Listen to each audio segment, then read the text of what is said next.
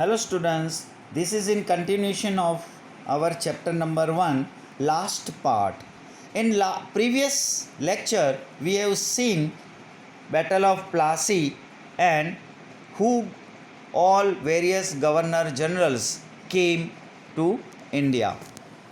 Last we have seen the Wellesley who came and introduced the subsidiary alliance system. Now, this system which he has introduced was like a sweet poison.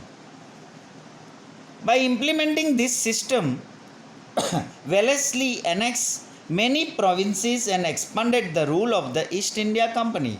ये system के ज़रिए Wellesley ने बहुत सारी अपनी provinces को ले लिया और एक्सपांड कर दिया अपना रूल कंपनी का.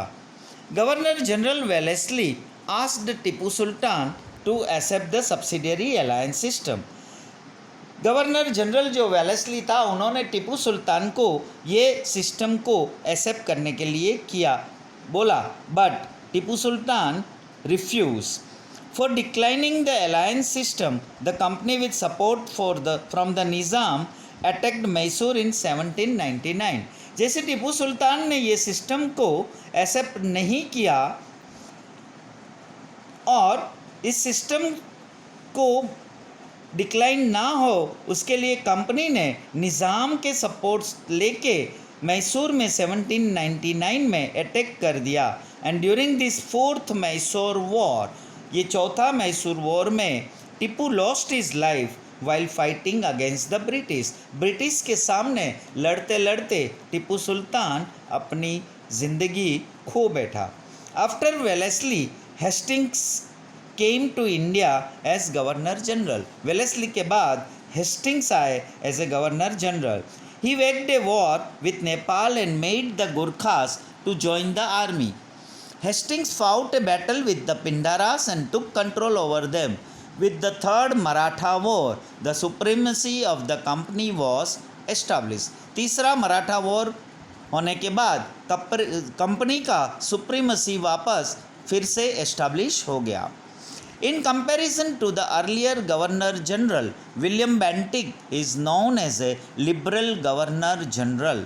Bentinck believed that the dissatisfaction in different states due to the imperialist policy adopted by the previous governor generals could not bring about any unity. So he was very liberal in his deeds. जो governor general William Bentinck आए और Bentinck का मानना ऐसा था कि previously जो भी गवर्नर जनरल्स आए थे उनकी पॉलिसी जो अडॉप्ट किया था ये यूनिटी को बनाने में कामयाब नहीं हुई थी और इसलिए उसकी सारी डीड्स में वो लिबरल हुआ करता था. Dalhousie came to India as the governor general in 1848. 1848 में Dalhousie came to India as the governor general. He was a fierce imperialist. Dalhousie adopted the policy by annexation for the expansion of the company and British imperialism in India. Dalhousie जब आया तो वो एक बहुत ही aggressive type का military force के ज़रिए emperor था. डेलहाउसी ने एक पॉलिसी ऑफ एनेक्सेशन अडॉप्ट किया जिसके ज़रिए वो कंपनी का एक्सपांसन अपना ब्रिटिश इम्पीरियलिज्म को एक्सपांड करना चाहता था इंडिया में.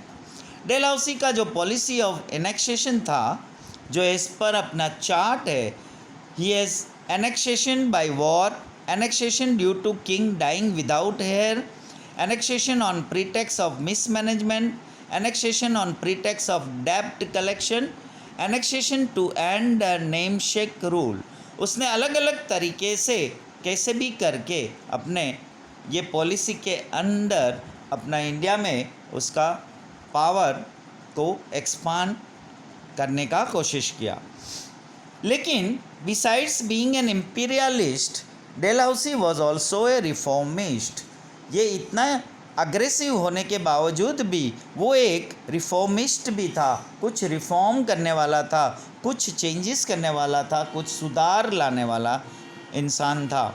The first railway line in India between Mumbai Thane 1853, सबसे पहले रेलवे लाइन मुंबई से थाने के बीच में 1853 में उन्होंने ही डाली थी। Wireless system between India and England, establishment of public works department, English education, ये सब इन्होंने इंट्रोड्यूस किया during his tenure. He passed laws to ban child marriage and advocated widow remarriage, और उसके टेन्योर के दौरान उन्होंने कुछ अच्छे काम भी किए, जिसमें चाइल्ड मैरिज का लो, चाइल्ड मैरिज जो होती थी छोटे बच्चों की, वो बंद करवाई, उसके लिए लो बनाए। एंड एडवोकेटेड विडो रीमैरिज, और जो विधवा स्त्री हो जाती थी उसका रीमैरिज करने का भी उन्होंने इंट्रोड्यूस किया। With in 100 years from the battle of Plassey in 1757, हमने जैसे देखा 1757 में सबसे पहले जो बैटल ऑफ प्लासी हुआ, the British rule and the empire, ये 100 साल के दौरान अप्रॉक्स 1853 में expanded, but in the process they had to face the dissatisfaction of the Indian states, and this was manifested in the form of the first struggle for independence in 1857। ये 100 साल के दरमियान company ने अपना rule India में बढ़ाया, expand तो किया, लेकिन उन्होंने बहुत सारे प्रॉब्लम्स को फेस करना पड़ा, जिसमें बहुत सारे इंडियन स्टेट्स को डिससेटिस्फेक्शन था, खुशी नहीं था। एंड ये जो अपना डिससेटिस्फेक्शन जो था वो एक फॉर्म में शो हुआ first struggle of for independence in 1857, जिसका 1857 में एक पहला इंडिपेंडेंस के लिए एक स्ट्रगल एक सामने आया। नाउ ये 100 साल के दरमियान ये कंपनी का इम्पैक्ट हमारा इकोनॉमी के ऊपर क्या हुआ। When we evaluate the 100 years of the company rule in India, जो 100 साल के दरमियान अगर हम उसको एसेस करें तो we realise that India which had an inevitable position in the world in the previous centuries became merely a country that produces raw material for England and prospective market for goods produced in factories. Bengal exported cotton cloth, raw silk, sugar, jute, muslin, but after the dual power policy, the glitter of the economic prosperity of Bengal faded. हमारा जो ये 100 साल से पहले हमारा ये जो prosperity था, ये हमारी जो ग्लिटर था, हमारा जो ब्राइटनेस था, शाइननेस था, इकोनॉमिक प्रॉस्पेरिटी, वो बंगाल में कंपनी रूल आने के बाद 100 साल के बाद हम देखें तो वो फेड हो गया, वो डाउन हो गया।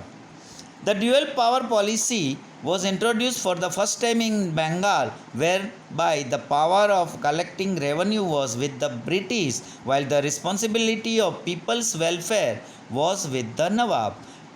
जो पीपल्स का वेलफेयर की जिम्मेदारी नवाब के पास होती थी, लेकिन रेवेन्यू कलेक्शन की जिम्मेदारी ब्रिटिश के पास होती थी। Thus, the British got the power without any responsibility, और ब्रिटिश के पास कोई भी रिस्पॉन्सिबिलिटी के बगैर उसको पावर मिल गया। And the nawab had the responsibility, और नवाब के पास रिस्पॉन्सिबिलिटी थी लेकिन without any power. This was known as the subsidiary alliance system which ruined Bengal economically. जो बंगाल की हमारी इकोनॉमिक्स थी, इकोनॉमी था, वो बहुत ही बुरी तरह से ख़त्म हो गई। The unfair revenue collection policy by the company made the Indian peasant a debtor. हमारे जो छोटे छोटे किसान थे वो कर्जदार बन गए। The British government imposed unfair taxes on the Indian cloth industries. हमारे इंडियन क्लॉथ इंडस्ट्रीज़ के ऊपर कुछ टैक्सेस इन्होंने लागू कर दिए। They adopted various deceitful practices to ruin the prosperous Indian industries, because of which it completely collapsed. और इन्होंने एक ऐसी प्रैक्टिसेस अडॉप्ट किया जिससे हमारी सारी इंडियन इंडस्ट्रीज़ की प्रॉस्पेरिटी ख़त्म हो जाए और पूरी हमारी इंडस्ट्री डाउन हो जाए, कोलैप्स्ड हो जाए।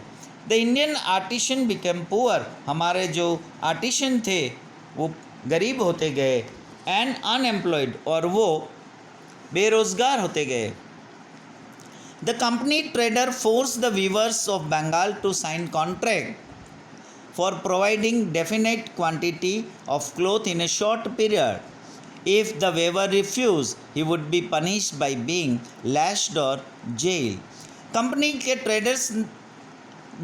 ने ट्रेडर्स के साथ, हमारे बेंगल्स के साथ ऐसे कॉन्ट्रैक्ट साइन किया कि हमें कुछ क्लोथ की क्वांटिटी शॉर्ट पीरियड में देना है। अगर वो वीवर रिफ्यूज़ करेगा तो उसको जेल की पनिशमेंट मिलेगी।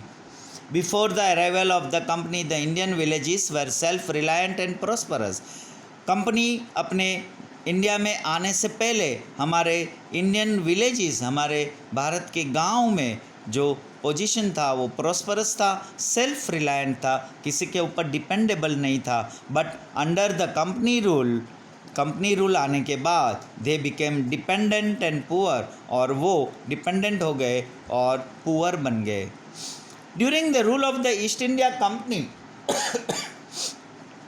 the first railway line between Mumbai and Thane and steamer service between India and England was started, and development of the ports in Mumbai, Madras and Kolkata also took place. ये company की rule की जो हमने impacts देखा, असर देखा, साथ साथ में ईस्ट इंडिया कंपनी आने के बाद फर्स्ट रेलवे लाइन जो बनी, steamer services India and England के बीच में स्टार्ट हुआ और कुछ पोर्ट्स को भी डेवलप हुआ। Now we see the social impact of the company rule. Company rule का हमारे एक समाज के ऊपर क्या असर हुआ? During the British administration, the spirit of freedom of speech and thought developed among people due to the development of newspapers.